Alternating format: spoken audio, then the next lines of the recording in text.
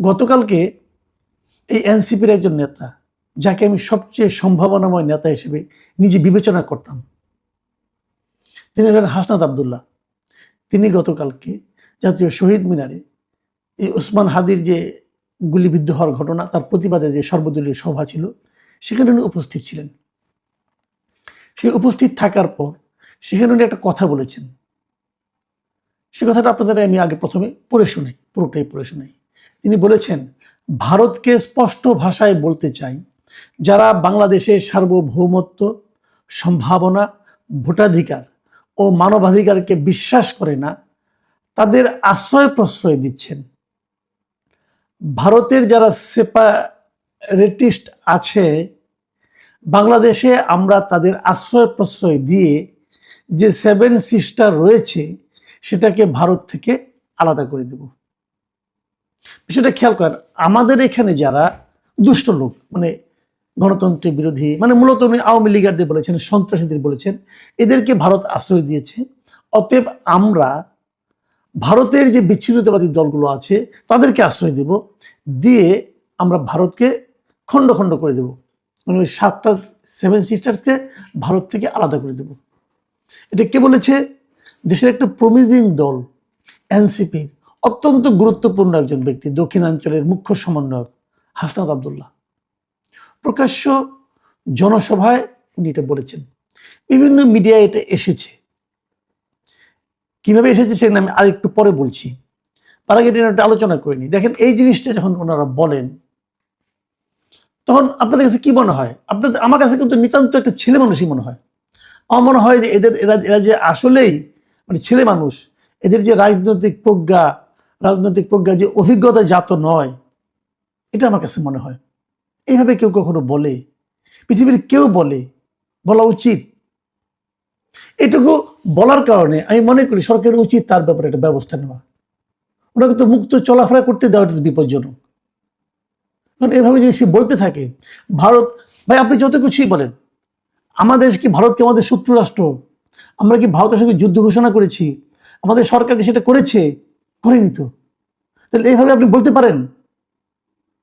আপনি পররাষ্ট্র মন্ত্রণালয় এটা স্বীকার করে। যখন এই ঘটনাগুলি ঘটছে, আপনারা যে বলবেন যে না এটা ঠিক রাজনৈতিক একটা বক্তব্য, কোনো সমস্যা নাই, না রাজনৈতিক বক্তব্য হতে পারে না। আমি এই কথাটা আবারও সব দলকে জন্য বলি, এটা প্রায় কিন্তু বলবেন, দেখবেন যে অনেকে অনেক কথা বলে, যখন ধরা খেয়ে যায় তখন বলে কি এটা পলিটিক্যাল রেটরিক, ওই রাজনৈতিক বক্তব্য।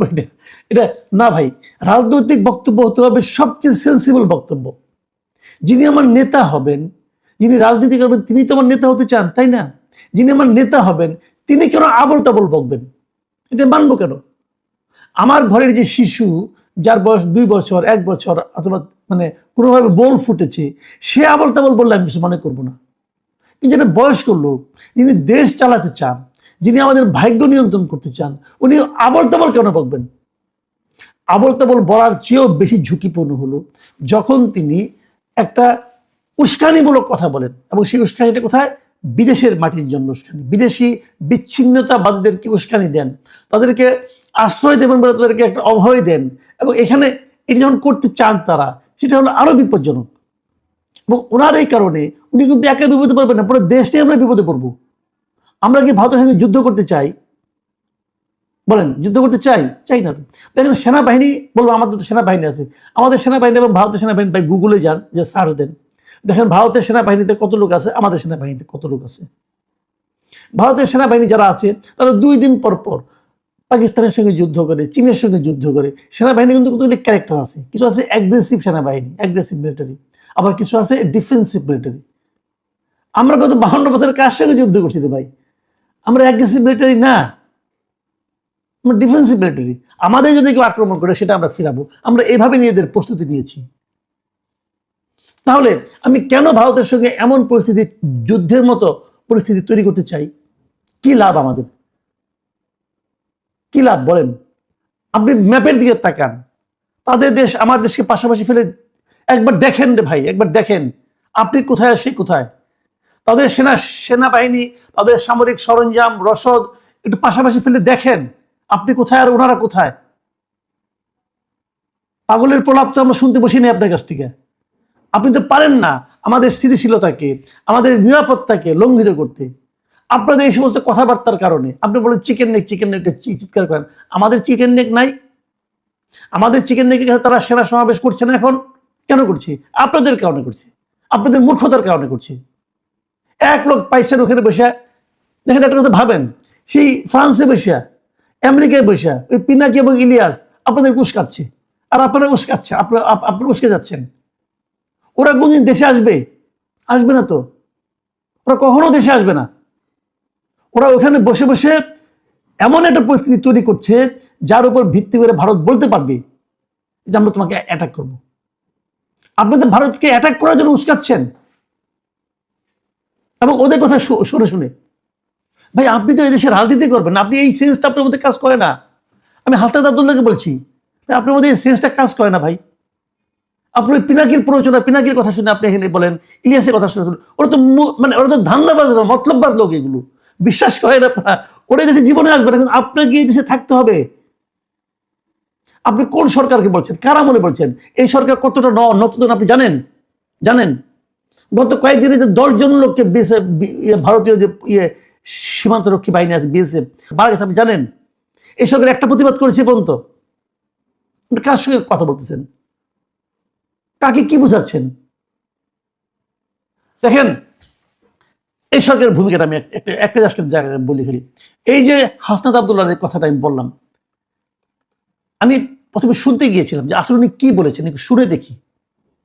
আমি না বেশ কয়েকটা মানে আপনার ইউটিউব দেখতে গিয়েছিলাম, যে হুবহু শুনি, পত্রিকাতে পড়লাম একটু হুবহু শুনে দেখি। আমি ইউটিউবের চ্যানেলগুলো খোঁজা শুরু করলাম। আমি বেশ কয়েকটা ইউটিউব চ্যানেল খুঁজেছি। কি পেয়েছি আপনাদেরকে বলি। আমি যখন এই টেলিভিশনগুলোর ইউটিউব চ্যানেলে ক্লিক করলাম, আমি দেখলাম সব জায়গা থেকে এই ভিডিওটা উঠিয়ে নেওয়া হয়েছে। সবাই বিশ্বাস না হয় দেখুন। দেখুন ইন্ডিপেন্ডেন্ট টিভিতে গেলাম, সেখানে ওরা শিরোনাম করেছে ভারতের 7 সিস্টার আলাদা করে দেওয়ার হুঁশিয়ারি হাসনাত আব্দুল্লাহর, লেখা আছে। যখন আমি ক্লিক করলাম কি পেলাম? Something went wrong, refresh or try again letter, etcetera etcetera. মানে এটা উঠিয়ে নেওয়া হয়েছে। কয়েকবার ট্রাই করে আপনারাও দেখতে পারেন, কিচ্ছু পাবেন না। ঠিক আছে, এরপরে কোন টিভিতে গেলাম? যমুনা টিভিতে। সেখানে শিরোনাম করেছে 7 সিস্টার্স নিয়ে ভারতকে কড়া হুঁশিয়ারি হাসনাতের। এটা শিরোনামটা কিন্তু মোটামুটি একটু সতর্ক ছিল, কিন্তু ভিডিওটা পাবেন না। আমি ভিডিওটা পেলাম না। ভিডিওটা ওই একই রকম উঠিয়ে নেওয়া হয়েছে। তারপরে দেখেন 71 টিভিতে গেলাম। 71 টিভিতে শিরোনাম করা হয়েছে ভারতের 7 সিস্টার্সকে আলাদা করে দেওয়া হবে হাসনাত আব্দুল্লাহ, কিন্তু কোনো ভিডিও নেই। এরপরে গেলাম এটিএন বাংলা নিউজে। সেখানেও দেখেন 7 সিস্টারকে ভারত থেকে আলাদা করে দেব হাসনাত আব্দুল্লাহ, এই হলো শিরোনাম। ভেতরে কিছুই নেই, উঠিয়ে নেওয়া হয়েছে। এরপর আর টিভিতে গেলাম। আর টিভিতে কি পেলাম?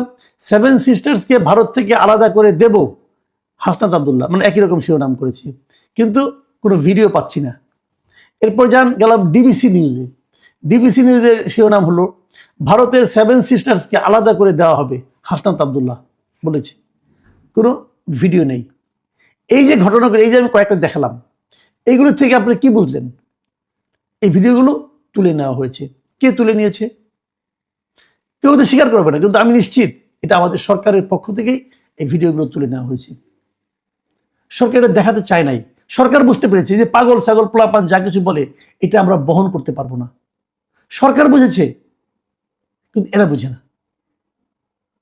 কি চান দেখেন, গত 2-3 দিন ধরে একটা বয়ান চলছে, খুব চলছে, যে আমাদের বিজয় দিবস, কেন বিজয় দিবস না, কেন এখানে উসমানী ছিলেন না, অমুক ছিলেন না, তমুক, এগুলো অনেক আলোচনা হচ্ছে। আজকে আবার মোদি দেখলাম একটা স্ট্যাটাস দিয়েছে, সেটা নিয়ে আলোচনা হচ্ছে। এটা নিয়ে প্রয়োজন পরে আমি করবো, কিন্তু আমার কথাটা হলো কি, কে সিগনেচার করলো, কে সিগনেচার করলো না, এটা তো ওটা নানা রকম কাহিনী আছে।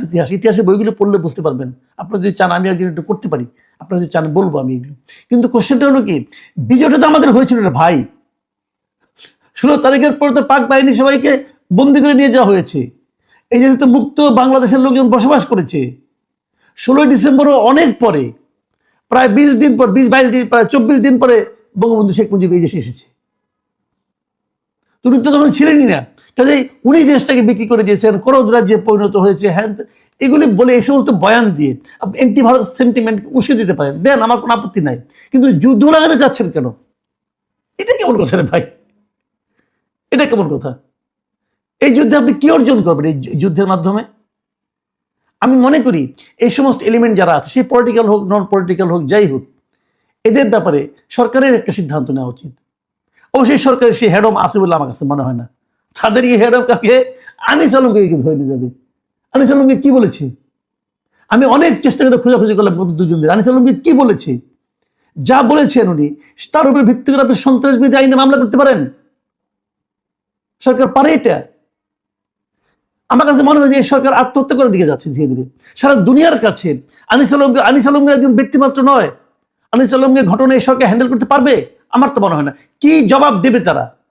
যে সরকার প্রধান নিজে বলে যে প্রাণ খুলে আমার সমালোচনা করেন, সেই সরকার একজন সাংবাদিককে ধরে নেওয়া যায় যে নাকি ফেসবুকে খাবারের ছবি দেয়, গানের ছবি দেয় এবং দুই একটা টক শোতে সে বলে কথা বলে। সে কি বলেছে?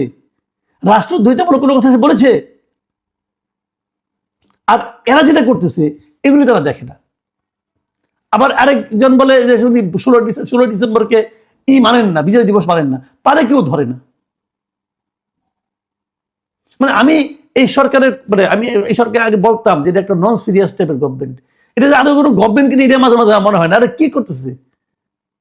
যখন আপনাকে প্রশ্ন করা হবে যে আপনার এখানে দেশে আগে পলিটিক্যাল এগুলি বলেছে, আপনি কি অ্যাকশন নিয়েছেন, কি বলেছেন, আপনি কি জবাব দিবেন ভাই? সারা দুনিয়ার প্রেক্ষিতে এই ধরনের কথা আপনি বলতে পারেন যদি তার সঙ্গে আপনার যুদ্ধ অবস্থা থাকে। আপনার সঙ্গে ভারতের যুদ্ধ অবস্থা আছে? ভারতের রাষ্ট্রপতি দেশে আছে না? আছে তো।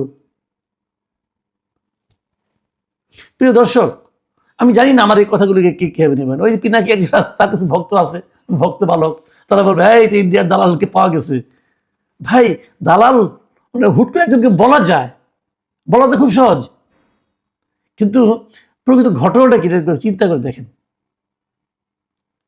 প্রিয় দর্শক, এখন এ পর্যন্তই। আল্লাহ হাফেজ।